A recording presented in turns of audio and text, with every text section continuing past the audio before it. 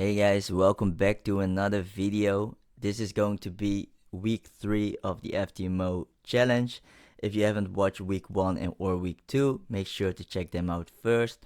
I will pop it up somewhere over here so you can check it out. Also, probably in the link in the description. So this is week 3. As you can see, it was already bad.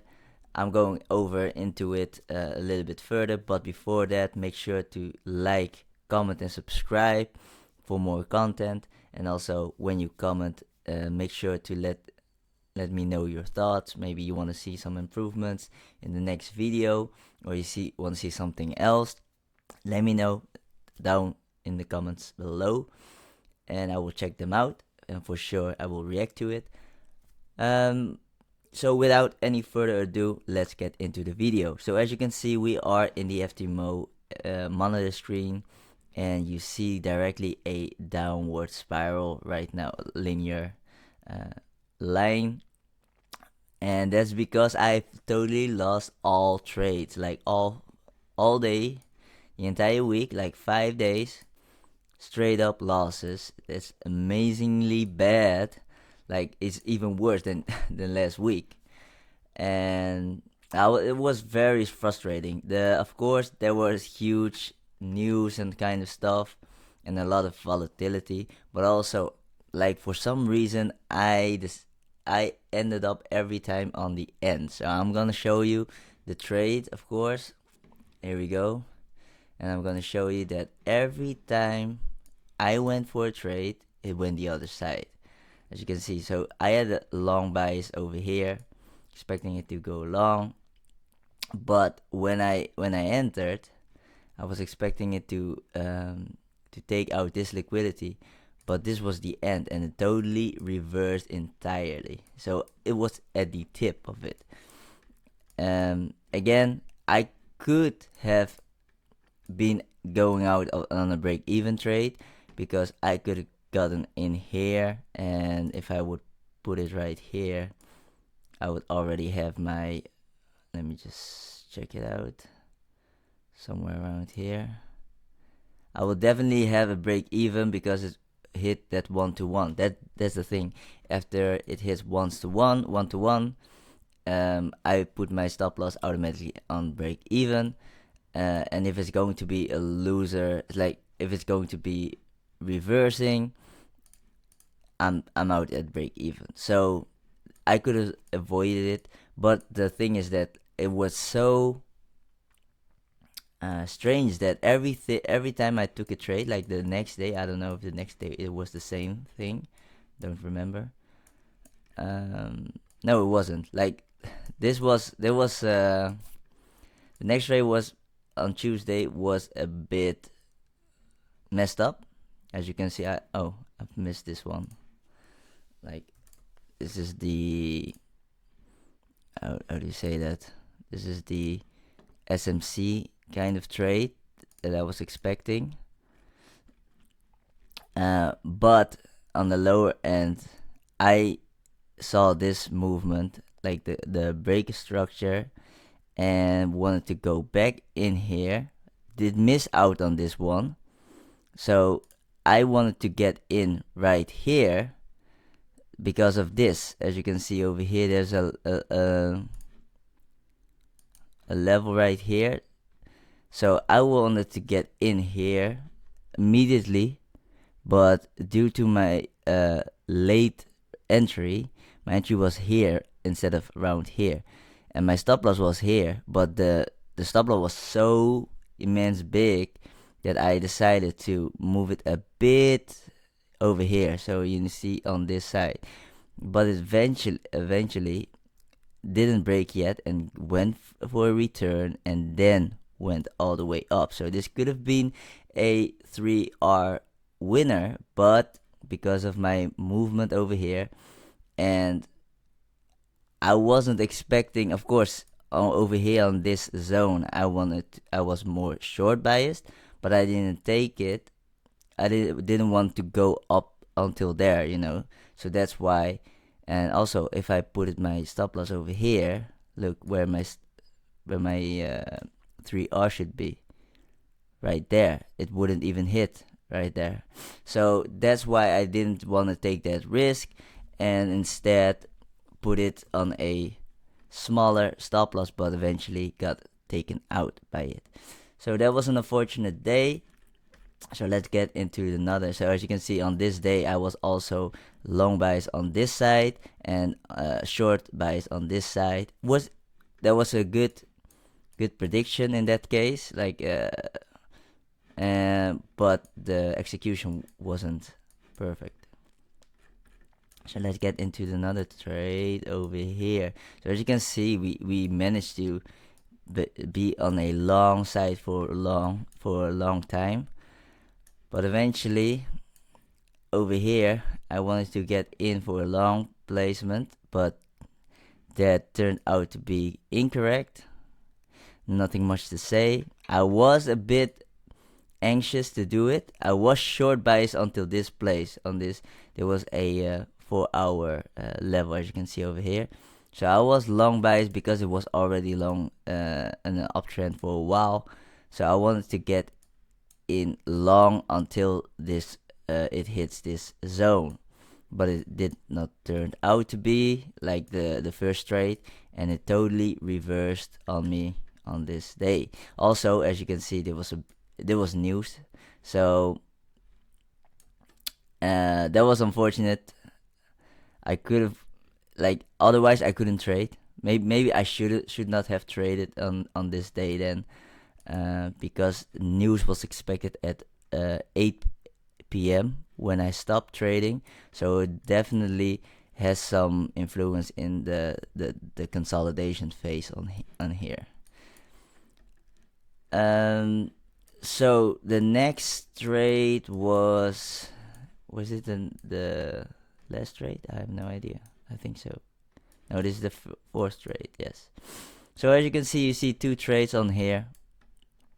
I think it's better to put this right here. So, yeah. So basically, I didn't have a bias on that day. Like, both were the same. There was the chance of going long and short because of a consolidation phase over here. But as you can see over here, there was a kind of a, how do you say, textbook flag or something. So when it broke through, I was expecting it to break through and then go to the upside and then go to the downside.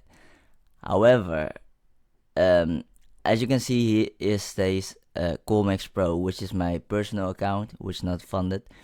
It's a regulated broker, and I made money on this one because on my regulated broker, I just use a fixed amount of shares, so I just click on buy or sell, and that's it. On the other hand, give me 2 seconds. On the other hand, sorry, and the Ftmo trade, I have to do still a bit of a calculation and putting the stop loss correctly and that kind of stuff. So that took a lot more time. So I missed the first one, and I also missed the second one because I was expecting it to come back to this zone probably and then continue to the upside, but it did not and continued to the upside. So I was again on the late side here when it totally reversed on me, boom, like that. And I was expecting it until to go to this zone and probably go to the next zone. So that's why I took this trade, which was a little bit like impulsive and aggressive because it was already making a big move. So that's my fault. I wanted to take this trade, like, for real. I wanted to take this trade over here, like here, something here. So that would have been a winner. However, I was too impatient to take that while it was still during my time. As you can see, it's 8 p.m. so it was still in my time, but I didn't want to wait until that happens. So, and because I missed the first one, I thought maybe it will just continue, and that's why I decided to take this trade, which turned out to be a loser. So that was another loser. And the last trade was on Friday. So as you can see, again, a huge up momentum, but then again, this movement is down. So could have been a loser, but I was long biased until this state, like over here. Like I wasn't expecting it to continue to upwards till on this side, this zone, and then probably go short. Because if you put a thing right here, Fibonacci. Oh, okay. Like I didn't use the Fibonacci. Let me just say I didn't use it. But in my opinion, it was over. It went over over the 50%. So in that case, it is more of a, how do you say that, on a premium side. So there's more chance of a short side. But I was still expecting it to go to the 70% range or something in my head. So therefore, going short on this zone to actually can go put it on here. But I wanted to be, sure that I can still make the money. It will at least go to this probable zone right here, but it didn't and went to the downside again. So those were all my trades for this week, and that's pretty bad. Like this is the first time, no, maybe the second time during another trade, but it doesn't happen that much that I lose like for the entire week, like every day. So this was a very I would say memorable moment, but also very frustrating because like I've lost like 5R right now, and for the next week, just want to make clear that for the next week, because as you can see over here, we are currently at minus 5,000, so I can still lose 5%, and that, or 5,000, and then I'm losing the entire challenge. So what I will do is for the next week I will lower my risk percentage from 1%, which is 1,000, to 0.5%, which is 500, just to be sure that I can get back slowly and not get into this further into the downward spiral and risk my to lose my account like in few days, and expand my ways of that I can still win and lose and that kind of stuff, and have more room to make errors. Of course, I'm not supposed to make errors in the sense of following my trading plan. And yeah, so I just want to make sure that you guys know that in what state I am. So I think it's better for me to lower the risk for this for the next week, so I have more chance to get back upwards, but also get more confident again with the trading. And I know for a fact that another guy is also trading the Ftmo challenge, but he's not gonna trade next week. He's gonna do it again on a demo account and all kind of stuff to get the confidence back up and that kind of stuff, and then continue with his Ftmo trading, his challenge. And that can also be done. Like I can also do that because there's no time limit anymore.